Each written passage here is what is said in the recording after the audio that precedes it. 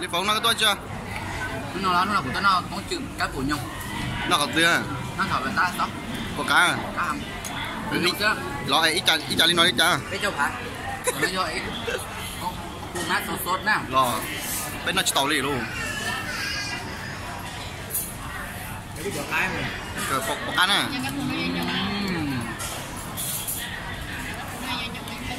Chậm mát. อร่อยที่สุดในโลกใบนี้ ครับบอกก่อนตาโอ้ปูม้ายั่วๆครับ ปูม้ายั่ว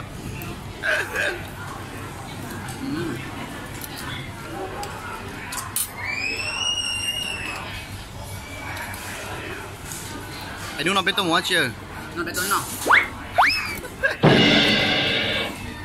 ตัวนั้นตัวจะเชนยิวใช่ไหมจ๊ะเป็นตัวอะไรเป็นหนังcó để nàng Polita ở đâu anh từ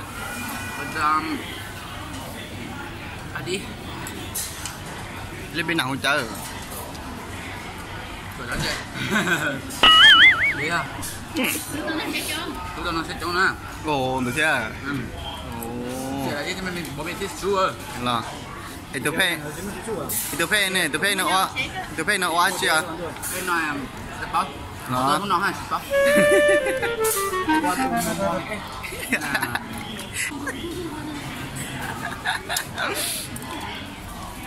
chín sốt ủa có tay món này hú trắng à lo hú trắng thế biết cho bó muốn nói được không bó khả mủ nha đó em phải món nè món gì bốn bùa chưa món chêm bùa bột cá à là nó sao là nó có to để trái ra là nó cũng muốn cho xe rồi thì mà cắt nè hai coi chị lợi sản nó đi là ăn được chưa các cụ có lần nó đá đây ạ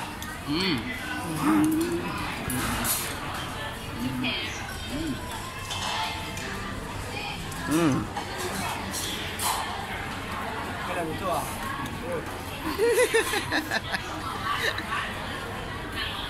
má sốtยั่วๆจ้า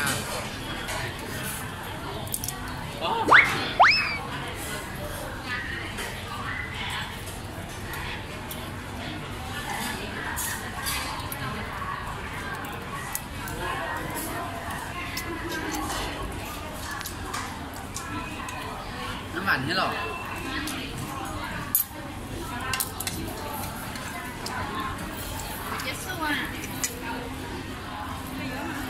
tím à tính hai chó em tính hai chó em cái à để anh chồng ha cái xin ăn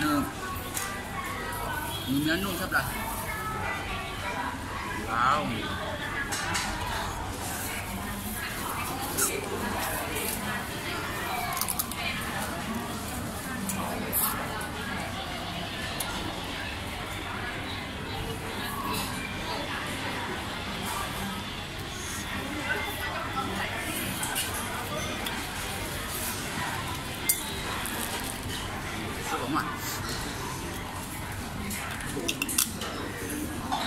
cuốn đâu chưa?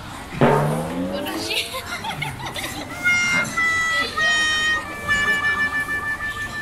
Nè, ni kau yang kita nak cuốn đâu chưa xin nè.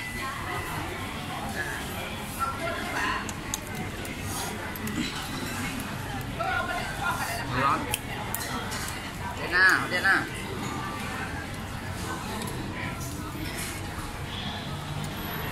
Có để cho xíu vào.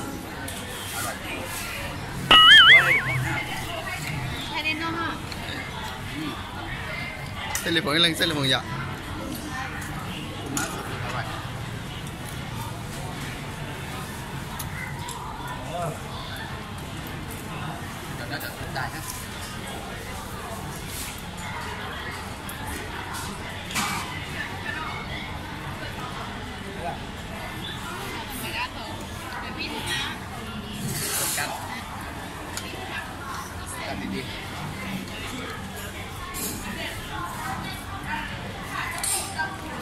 có món của nó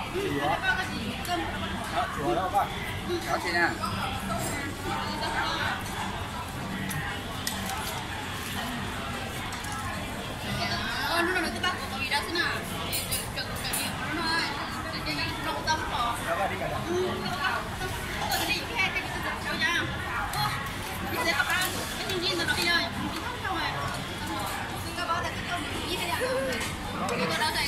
Con lôi, thằng này con lôi, con lôi.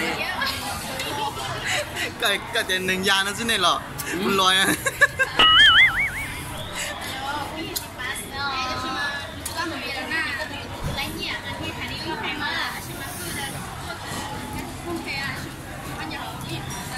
Bao giờ lấy một bao giờ.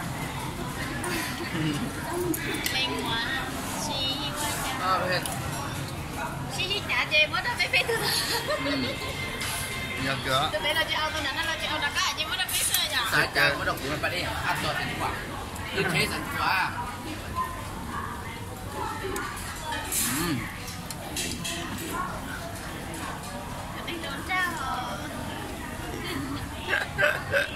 Cái trò giờ nó mà có một trò mà trò bé trở xưa. Nhớ chưa? Cái đó chưa món này đó không? 이거 지나죠? 아니. cái sao tiền tộc chín cho nè về 뭐 우리 데라. chỉ cho nó còn nè Giờ ngon. Giờ có nè, ngon. Tạm nhớ nè. nó giúp còn cái khai gì đâu mỗi nơi nè giúp khăn dễ nè cái khăn có nhiều thứ Nói rồi, đó một nó từ bên nóc chưa? Có à. Ra nửa đó ở bên nóc chưa? Đó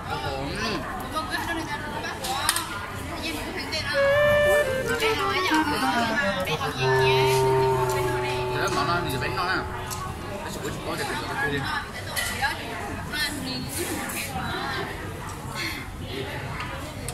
Bao giờ bé đi. anh em xưa Nó là dây quả đâu có nè. Lấy mua. Có được một cái bao cái. Ngay rồi. trời bé cho nói bé chỉ mua nhà đó chỉ bé có chỉ xem về thằng thắm được theo Nhưng mà Vậy còn món xuyên này, có lá đâu. đưa cũng không. Ở lúc nào cứ có cái núi xe nè, núi xe trong mà. Chắc có lá gì thì ăn nó gì? Cũng nhập hiểu à? Một chút nào hả? Cô chỉnh cho cô cho các thằng một. món đi đó nè Chỉnh nó mà chỉnh nó mà chị. Thay mình uống này rồi. Ừ. một cái thế này Cái này cái tôi chỉ cần cái hòn này cả liền cái tay lấy phòng à. Cái lấy phòng ấy tôi phải nè. để thay lịch cũng xưa chọn ra rồi lịch cũng xưa này chó đi thay đúng đâu nó xưa Giờ cái Nhưng bây giờ bé chẳng muốn no thì sao là nên thấy không? tao sèn béo xíu rồi nó à. lúc còn nó thay cho Lấy phòng thấy sèn béo đó lấy phòng. Cái sẻng nhiều nữa. Có thành chứ được không? thay cho Cái thì cho sèn chi chỉ cũng cho có một liếng cái lằng bia. Đây đi. Tiêm mà, cho sèn chi à. Ở đâu cho mà bị hết. Cho nó. Cho nó. Ừ. Làm việc đi à? Ừ. Cái làm gì xin nè. Cho lăng của cho bia. Để cậu nha. Cháu nhé ha. Ông ơi. lúc lần nó chào nó ao chơi cũng Cháu mua bia. Xuân sát đó. Thấy nhá, sẵn Tao kìa. Giờ thì khả cho ở sèn chi biểu giờ cũng cho có mua xí tàu sẵn à. cho chẳng được một lò. Cho thành chứ. Sẽ mở.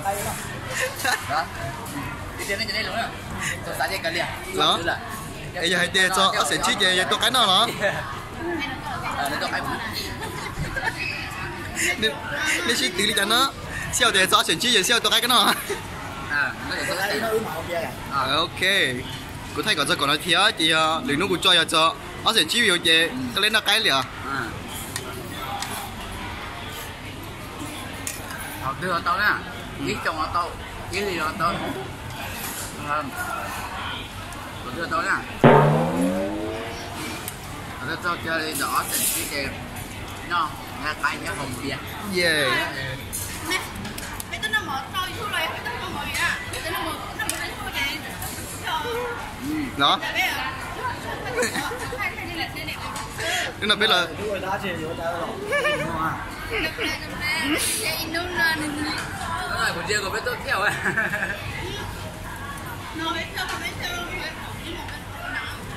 Nó nói với tôi cực cực có mỏi cực cực mỏi. Yo, nó chỉ sẽ sao tao bảo bây giờ kế nè.